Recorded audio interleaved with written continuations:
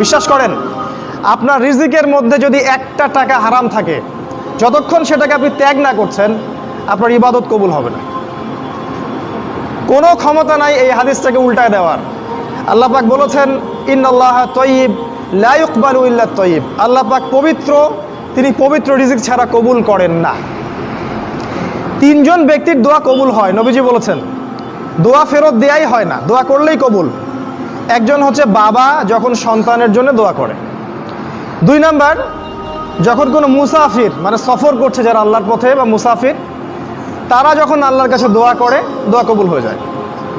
আরেকটা দোয়া হলো মাজলুম, কারো উপর জুলুম করা হয়েছে, এই মাজলুম যখন জালেমের বিরুদ্ধে বদদোয়া করবে, তখন দোয়া কবুল হয়ে যাবে। এই মুসাফিরের দোয়া কবুল হয়। একজন মুসাফির হাত তুলে আল্লাহকে বলছিল, আল্লাহ আমাকে এইটা দাও, আল্লাহ আমাকে ওইটা দাও। আর আমাদের নবীজি দেখে বললেন যে মুসাফিরের দোয়া কবুল হয়, কিন্তু এই ব্যক্তির দোয়া কেমন করে কবুল হবে যার খাবার হারাম, পানি